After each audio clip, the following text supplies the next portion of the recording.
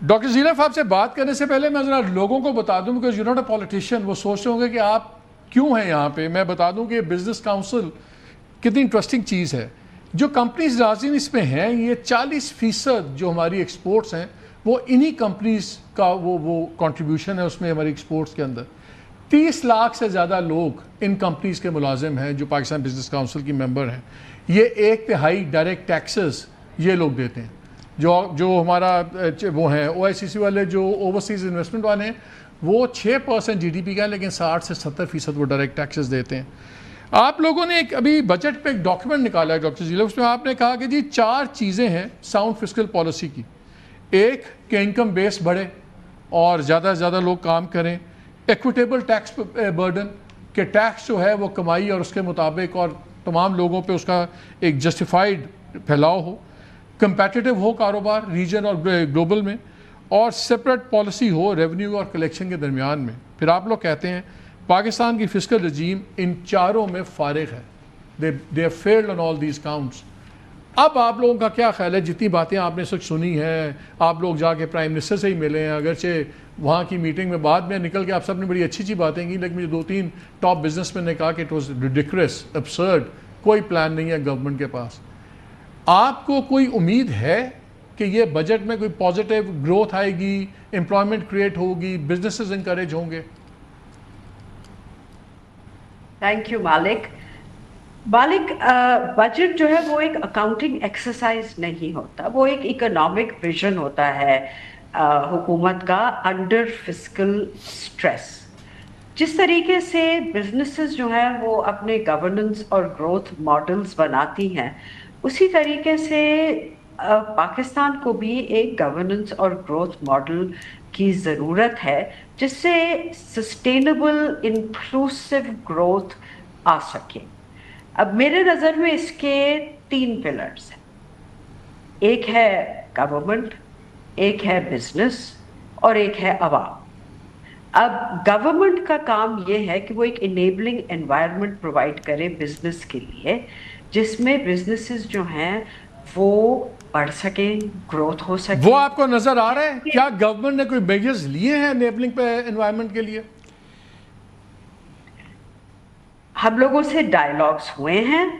اب ٹائم جو ہے وہ ایکشن اور ڈیلیوری کا ہے، اور اس کے لیے جو آپ نے ریکمنڈیشنز ہماری پڑھی ہیں ابھی، یہ سب ریکمنڈیشنز اسی لیے ہیں کہ جو اسٹرکچرل ریفارمز جن کی ضرورت ہے، جس میں ٹیکس ریفارمز، جس میں سب سے بڑا ہے broadening of base and fair level playing field for the companies, جس میں energy reform. Let me be more direct doctor صاحبہ بیکاز ٹائم تھوڑا ہے. I want to be more direct. جتنی آپ لوگوں کی میٹنگز ہوئی ہیں فائنانس منسٹر سے، پرائم منسٹر سے، باقی گورنمنٹ کے لوگوں سے، off and on the record and ایوری تھنگ، کیا آپ کو نظر آتا ہے کہ یہ ان کا plan, do they have a plan?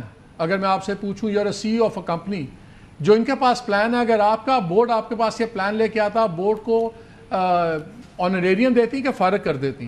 Let's be very blunt about it.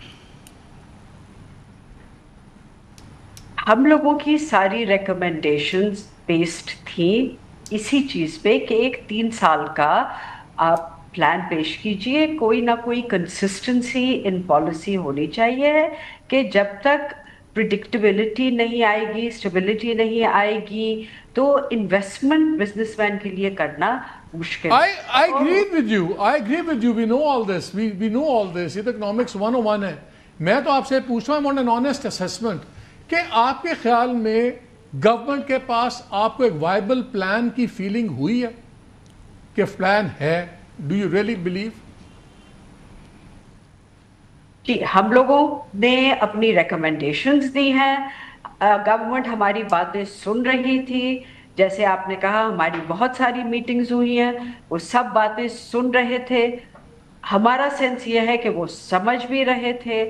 وہ یہ بھی ہم سے کہتے تھے کہ وہ یہ بھی سمجھتے ہیں کہ جو سیلریڈ کلاس ہے اور جو بزنس فارمل سیکٹر کی ڈاکیومنٹڈ کمپلائنٹ بزنسز ہیں، ان پہ ان نیسیسری بوجھ ہے، اور سارا برڈن جو ہے یہی برداشت کر رہے ہیں. اس لیے براڈنگ آف ٹیکس بیس کی ضرورت ہے, ہم سمجھتے ہیں.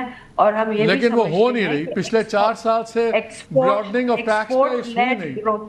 ایکسپورٹ لیڈ گروتھ فیسیلیٹیٹ کی پچھلے 4 سالوں میں اسی ٹیکس کلیکشن ڈبل ہو گئی ہے, لیکن tax to G D P ratio نہیں بڑھا اس تناسب سے.